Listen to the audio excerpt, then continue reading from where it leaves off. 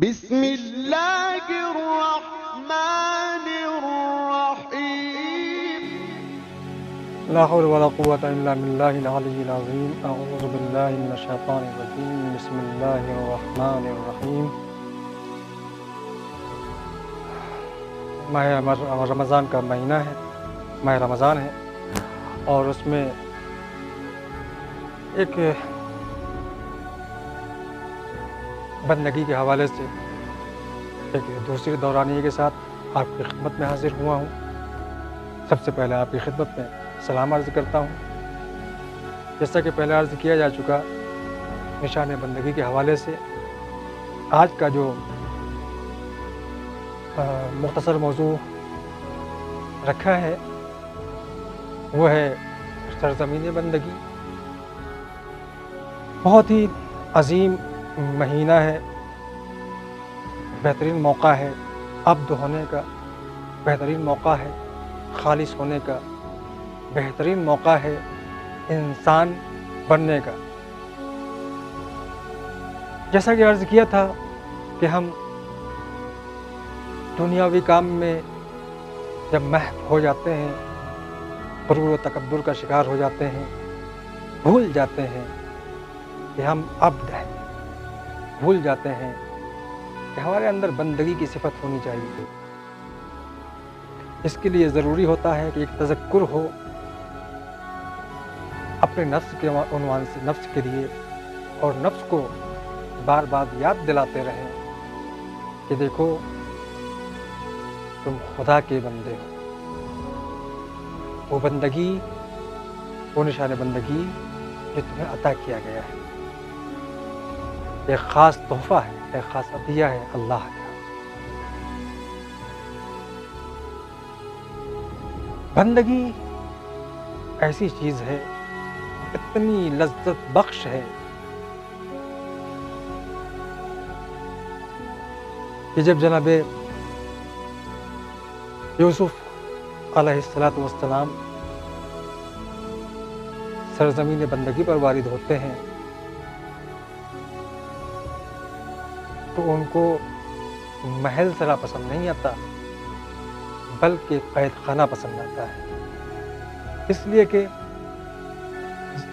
ظاہراً یہ قید خانہ ہوگا، لیکن جب وہاں پر بندگی ہوتی ہے، جو اس کے اندر لذتیں ملتی ہیں، خوشحالی ملتی ہے، تو اس سے کہیں زیادہ ہے کہ ایک محل سرا میں، ایک بہت بڑے عالی شان قصر میں ایسی لذتیں مل پائیں۔ جناب یوسف علیہ السلام نے اس اندھیرے قید خانے میں رہ کر ایک بہت ہی بنیادی نقطے کی طرف متوجہ کیا اور بنی نوع بشر کو یہ بتایا کہ انسان کتنا ناتوان اور کتنا فقیر ہے۔ وہ ہر حال میں ذات اقدس الہی کا محتاج ہے، جیسا کہ قرآن میں بھی بیان ہوا ہے، یا ایھا الناس انتم الفقراء الی اللہ واللہ هو الغنی الحمید۔ تم اللہ کے فقیر اور محتاج ہو، اللہ ہے کہ جس کی ذات بے نیاز اور لائق ستائش ہے۔ خدا سب سے بے نیاز ہے، تم ہی ہو سب کے سب اس کے فقیر اور محتاج ہیں۔ اسی لیے جب امام امیر المؤمنین علیہ السلام بھی مسجد کوفہ میں مناجات کرتے ہیں تو یہی جملہ کہتے ہیں، مولایا یا مولائی انت الغنی وانا الفقیر۔ اے میرے مولا، اے میرے آقا، تو ہی ہے کہ جو بے نیاز ہے، میں تو فقیر ہوں۔ اگر اس میں دیکھا جائے آیت شریفہ میں فقیر ہونے کا اور محتاج ہونے کا جو جملہ کہا گیا ہے، یہ نہیں کہ انسان کے پاس روٹی نہیں ہے، کپڑا نہیں ہے، مکان نہیں ہے، بلکہ اس کی پوری ذات محتاج ہے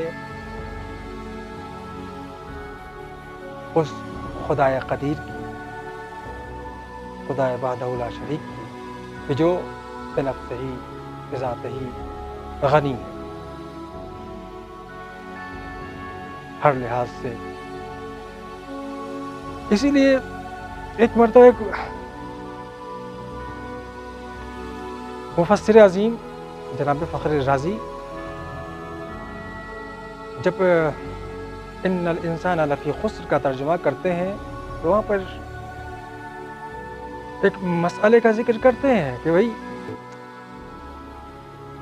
انسان گھاٹے میں ہے کہ کیا مطلب ہے؟ انسان کی ذات جس کو خدا نے خلق کیا ہے وہ گھاٹے میں ہے، کہ یہ مطلب سمجھ میں نہیں آ رہا تھا، یہاں تک کہ